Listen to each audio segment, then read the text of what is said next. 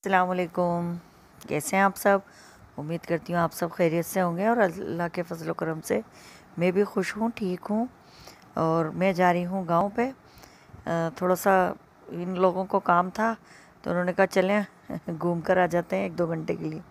तो बस फिर मैं गई थी तो इनको थोड़ा अपना काम करना था। इन लोगों ने अपना काम किया, मैंने थोड़ा सा वहाँ टाइम स्पेंड किया तो अच्छा लगता है। बारिश के मौसम में गांव पर अच्छी ठंडी ठंडी हवा आती है। तो ये थोड़ा सा रोड का काम चल रहा है तो उसको बनवा रहे थे ये। और बस मैं यहाँ थोड़ा सा मकान पर घूम रही थी। तो नीचे फर्नीचर का काम हो रहा है, उसके बाद में अब बारिश ख़त्म हो जाएगी तब थोड़ा पेंटिंग वगैरह का काम होगा और थोड़ा ऊपर का काम बचा हुआ है वो होगा। तो ये छत से व्यू ले रही थी मैं इधर पीछे का। और ये यहाँ चल रही है मशीन। ज़्यादा देर नहीं रुके थे हम लोग, सिर्फ 2-3 घंटे रुककर गांव से आ गए थे। तो मुझे सेम डे ही जाना था कोटा, मेरे पीहर। तो बस फिर मैं वहाँ से रवाना हो गई और घर आने के बाद में मैंने बनाए थे करेले की सब्ज़ी। सूखे करेले जो बनते हैं वो, और उसको कट करके फ्राई कर लेती हूँ डीप में।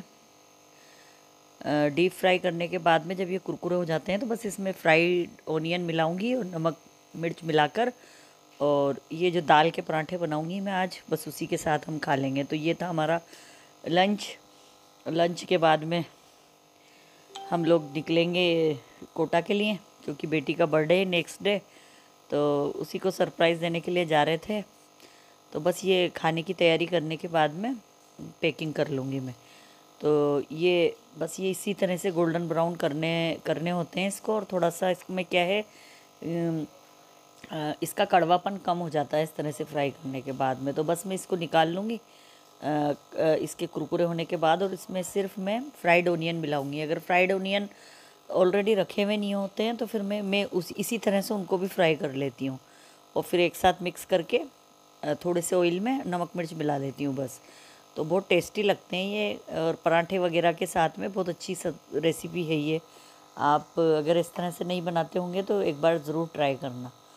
तो बस इसको निकालने के बाद ये थोड़ा सा ऑयल लिया है बस मैंने, और इसी ऑयल में मैं इस करेले को वापस डाल दूँगी और इसी में ऑनियन मिला दूँगी फ्राइड वाले। तो इस तरह से ये इनका कड़वापन कम होता है और प्याज की जो मिठास है उससे ये बहुत ही टेस्टी लगते हैं। और सिर्फ इसमें मैं नमक और रेड चिली पाउडर, बस ये 2 चीज़ें मिलाऊंगी और हमारी ये सब्ज़ी हो जाएगी तैयार। और ये 2 करेले थे मेरे पास, और इन 2 करेलों में करीब 4 या 5 प्याज के करीब लेती हूँ, क्योंकि प्याज ही इसमें ज़्यादा डलते हैं और प्याज से इसका टेस्ट अच्छा आता है। तो बस मेरे पास ये फ्राइड रखे हुए रहते हैं तो मैं उसको ऐड कर देती हूँ। और कभी तो मैं ज़्यादा करेले आ जाते हैं अगर ज़्यादा अमाउंट में, तो उनको भी मैं इस तरह से डीप फ्राई करके और रख देती हूँ। जब भी मुझे इस तरह की ये स्नैक्स बनाने होते हैं या कभी पराठे पूड़ी के साथ खाना होता है तो बस हम ऐसे ही मैं इसको दोनों चीज़ों को निकालती हूँ और इनको फ्राई करके और काम में ले लेती हूँ। तो बस ये इसमें नमक डाला हल्का सा और रेड चिली पाउडर डालूँगी और ये डन हो जाती है हमारी सब्ज़ी, और अच्छी लगती है, बहुत टेस्टी। तो फिर इन सब से निमट के बाद किचन की सफाई वगैरह करके मैंने की थी पैकिंग, और रवाना हो गए थे हम कोटा के लिए। और यहाँ से करीब 2 घंटे का सफ़र है, 2 घंटे में पहुँच जाते हैं हम हमारे पीहर में।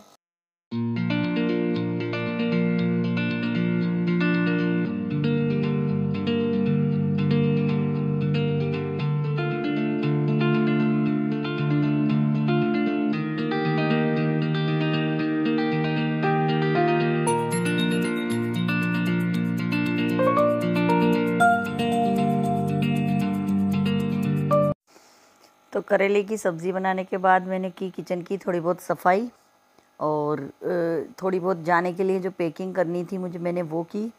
और अब लगाना है मुझे खाना, क्योंकि साहब निकलेंगे अब कोर्ट के लिए, और 1-2 घंटे कोर्ट में रुकने के बाद में फिर वो आ जाएंगे तो हम शाम में कोटा निकलेंगे। तो मैंने आपको पहले भी बताया था कि मेरी फ्रेंड ये अचार बनाकर भेजती है मेरे लिए हर साल। तो अगर वो ये वीडियो देख रही होंगी तो उनको दोबारा से मैं थैंक्स कह रही हूँ, बहुत बहुत शुक्रिया उनका। और ये 2 बोतल में रखा हुआ है, 1 बोतल मेरे लिए बड़ी वाली और एक मम्मी को भी भेजती हैं वो यहाँ से। तो बहुत बहुत शुक्रिया उनका। और बहुत टेस्टी अचार बनाती हैं वो, बहुत अच्छा। और ये मैंने बना लिए थे अब दाल के पराठे। तो बस मैं अब लगा रही हूँ लंच। और ये लंच करने के बाद में थोड़े और सफाई वगैरह करेंगे और फिर मैं करूँगी पैकिंग।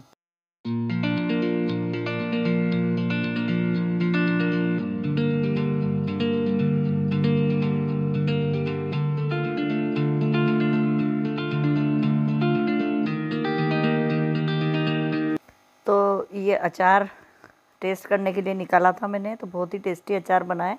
और ये वो करेले की सब्ज़ी और दाल के पराठे, और इस कॉम्बिनेशन बहुत ही ज़बरदस्त लगता है। और फिर हम शाम के वक्त थोड़ा लेट रवाना हुए क्योंकि बीच में कोई काम आ गया था साहब को, तो बस अब निकल चुके हैं हम।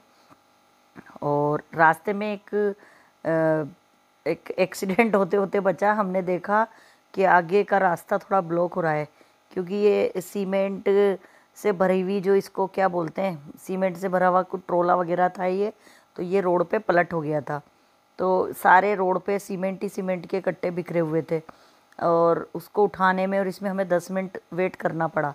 तो क्रेन हमारे सामने आई थी और क्रेन ने इसको उठाकर एकदम से सीधा कर दिया। तो मशीनरी ज़माने में सब चीज़ें इतनी इजी हो जाती हैं, तो इन लोगों ने फटाफट भरे हुए कोई, क्योंकि कुछ तो वो जो बाहर बिखरे हुए थे सीमेंट के कट्टे, उनको उठा कर वो एक तरफ रखते जा रहे थे। एक अलग से एक ट्रैक्टर मंगवाया हुआ था उसमें रखते जा रहे थे, और बाकी उन्होंने भरे हुए कोई क्रेन से उठाया और उसको 1 मिनट में सीधा कर दिया। तो ये करीब हमारे घर से करीब 35-40 किलोमीटर दूर पे हुआ था ये, और हमारे डिस्ट्रिक्ट में थे हम उस वक्त, तब ये हमें नज़र आया है ये। तो हमने रुककर इसकी थोड़ी वीडियो क्लिप वगैरह ली। और ये देखिए कि ये इतना बड़ा था ये, कि मैं आपको लास्ट में इसको, जब इसके पास से हमारी गाड़ी गुजरेगी तो मैं इसकी लेंथ दिखाऊंगी आपको कि इतनी बड़ी चीज़ अगर ये किसी गाड़ी पे या किसी व्हीकल पर गिर जाती तो नीचे दबने वाला, तो पता नहीं क्या होता उसका हाल। तो अल्लाह ही खैर करे।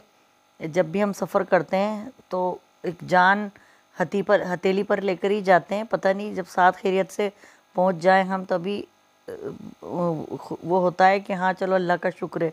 वरना ऐसे ऐसे हादसे, अब ये एक बंदा था वहीं, वो बता रहा था कि इतनी ज़बरदस्त अपने आप चलता चलता ही ये पलट गया यहाँ से। और ये देखिए इसको इतनी तेज़ आवाज़ हुई और इसको देखिए कितनी ज़ोर से उन्होंने उठाकर सीधा कर दिया। और मतलब 2 मिनट में उन्होंने सीधा कर दिया।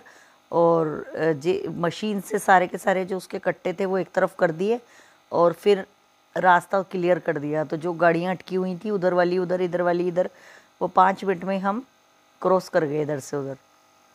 और देखना मैं आपको दिखाऊंगी जब हम इसके पास से जब क्रॉस हुए तो ये कितना बड़ा ट्रोला है, डाला ट्रोला पता नहीं क्या बोलते हैं इसको, जिसके अंदर ये सीमेंट आ रहे थे, पता नहीं जा रहे थे आ रहे थे मुझे नहीं पता। लेकिन ये मेरे सामने तो पहली बार ही हुआ ऐसा, तो मुझे बहुत अजीब लगा। और इन्होंने बताया कि ये तो कोई नहीं है, इससे बड़े बड़े हादसे हो जाते हैं। इसमें तो फिर भी अल्लाह का शुक्र है किसी का जानी नुकसान नहीं हुआ। ये देखिए आप कितना बड़ा वो है, ये यहाँ से लेके और इतना बड़ा था ये पूरा रोड पे, बीच रोड पे पड़ा हुआ था ये ऐसे। तो फिर हम निकल चुके थे वापस से घर के लिए।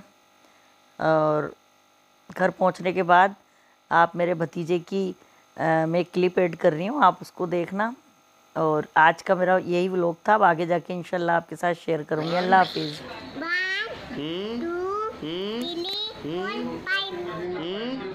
और 6 और शाबाश। अलीफ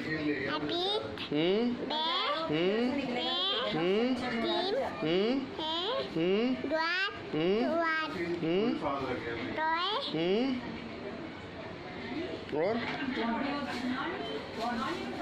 दाल, सबसे नानी मेरे से भी नानी, दाल दाल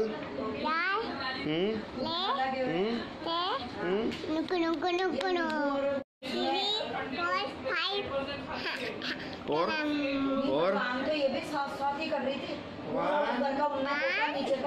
बोलो जल्दी बोलो।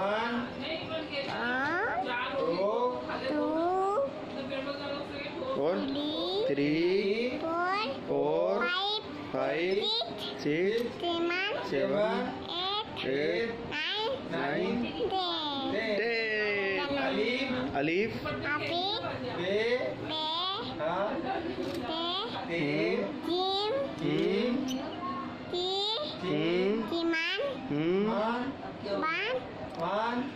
वन कहाँ से आ गया अलीफ बे में?